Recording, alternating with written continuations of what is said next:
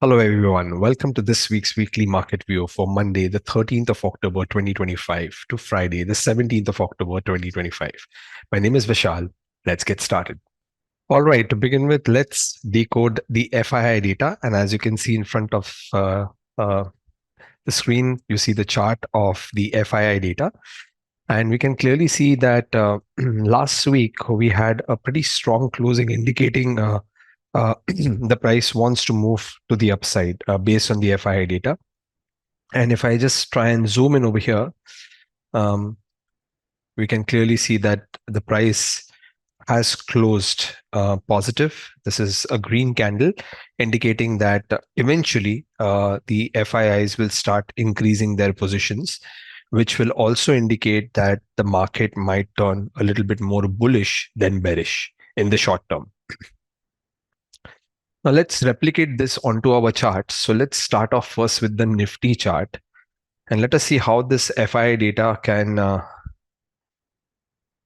give us a few clues on where the Nifty is likely to move in the coming days or the coming weeks. So let's start off first with the monthly chart of the Nifty.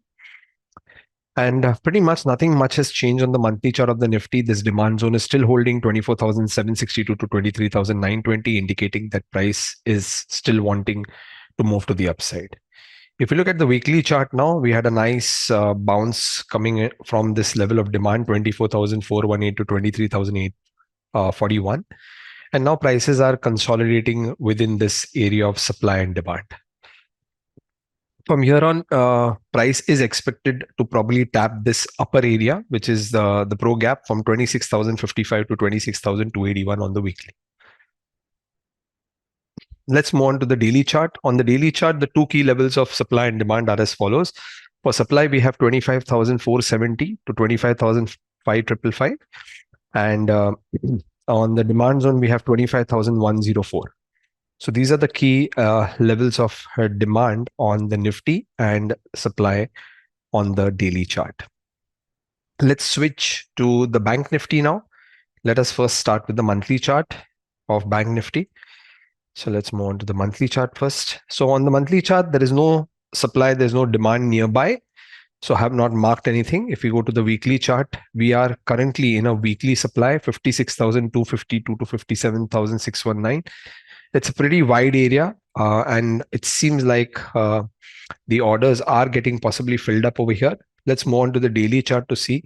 And on the daily chart, we see this key level of supply at 56,915 to 57,334. And this is where I feel the Bank Nifty is eventually likely going to try and tap this level of supply.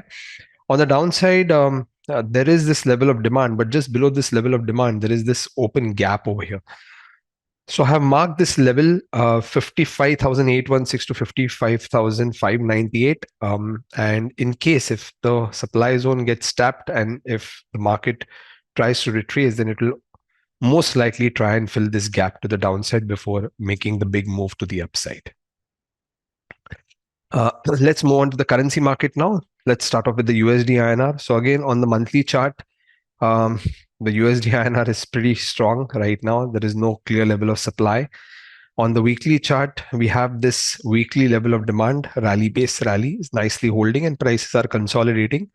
And now if we go on to the daily chart, the closest level of demand on the daily chart is 88.3436 to 88.0376. And if price does come into this level of demand, we might expect to see a bounce coming from this level, and that will eventually probably drag the Nifty to the downside. Let's shift our focus now from the indices to the volatility index, the IndiaVIX. And as you can clearly see, we have been having these levels plotted for quite a few weeks now. And here we can see that today the IndiaVIX has tapped the weekly supply zone. So ideally, whenever the IndiaVIX hits a weekly level of supply, there is a possible likelihood of the VIX cooling down. And if the VIX cools down to an extent, then it is most likely that the index will start rising to the upside. Let us see if that happens in the coming days. So let's track the VIX, India VIX for this week, and let us see whether the Nifty becomes a little bit stronger this week, as long as the India VIX shows some reaction from the supply zone. Either it might move sideways, or it might consolidate, or then it might start moving down, which will then take the index to the upside.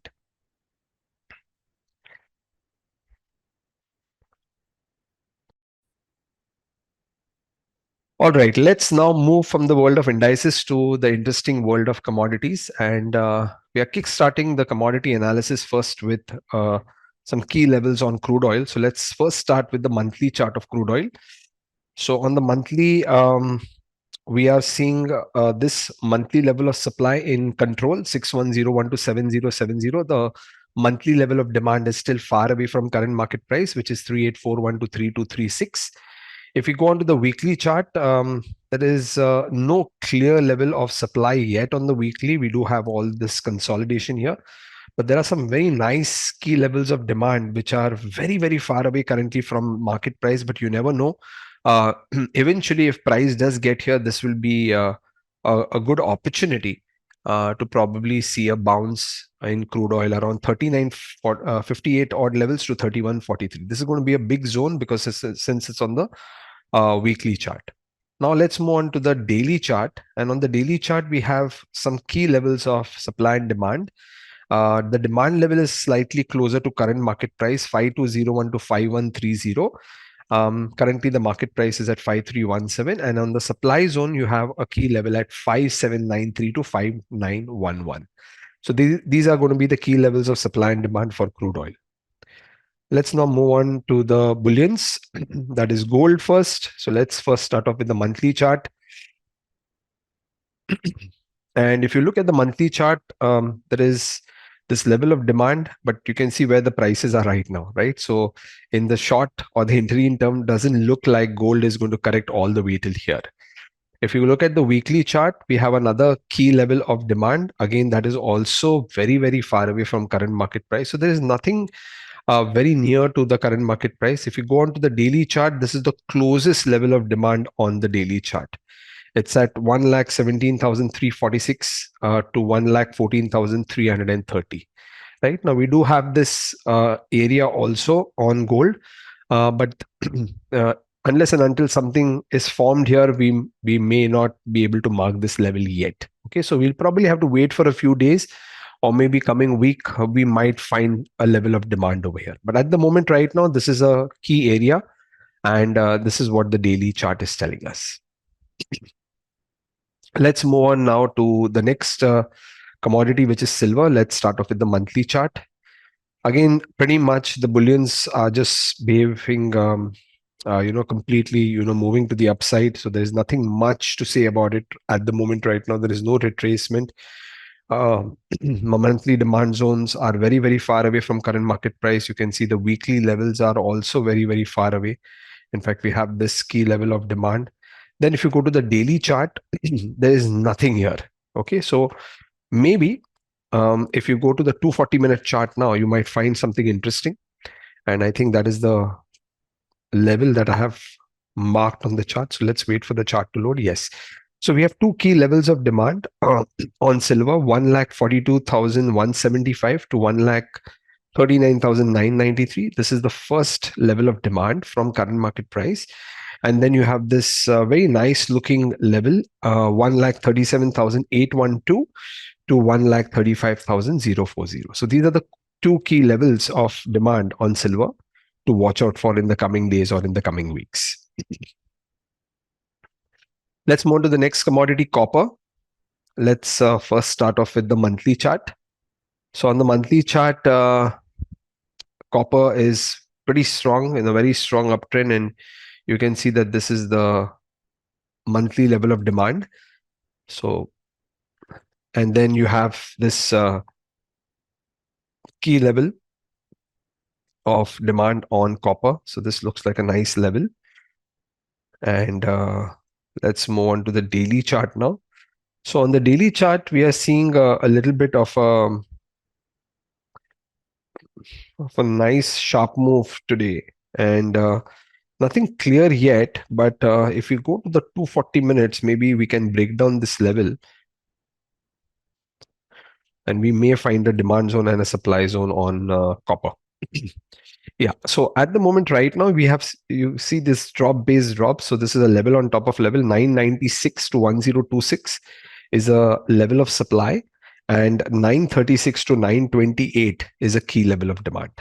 So we'll have to see now how does copper behave once it hits these key levels of supply, since price is very, very close now to the supply zone. All right, let's look at the sector for this week now. So we have the Nifty PSU Bank, and I'm straight away going to go to the weekly chart because if the week closes the way it is closing, then we might have a very, very interesting setup on the PSU banks. So here you can see PSU banks are coming very, very close to all-time highs. And we also have a little bit of support from the Bank Nifty index also. Now, there is no clear level of supply. So this probably, if I move to the left, yes, I don't see anything. So I'm assuming that this is the all-time high, which means that in case if PSU banks do give a pullback over here in this weekly level of demand, it might continue its trend to the upside, which would also indicate that all the stocks within this sector might also give a pullback and start moving to the upside. So there is one such stock which is pretty much behaving in a very similar fashion, and that is Bank Baroda. And if you look at the Bank Baroda chart, it's looking very, very similar to the PSU Bank chart. So you see this weekly level of demand here. And in case if the price does pull back to this level, 254, 247, we would expect the stock to start moving again to the upside. And probably it could head towards this all-time high on Bank Baroda, because I don't see again anything to the left, which is close to around 300 odd levels. So this is pretty much the key levels on Bank Baroda. So I hope you all enjoyed this week's analysis. And if you do like our analysis, hit the subscription button or the like button. And if you do have any valuable comments, please mention your comments in the comment section.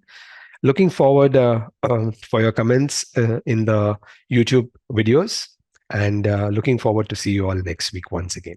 Thank you so much, everyone. See you all next week. Happy trading. Bye-bye.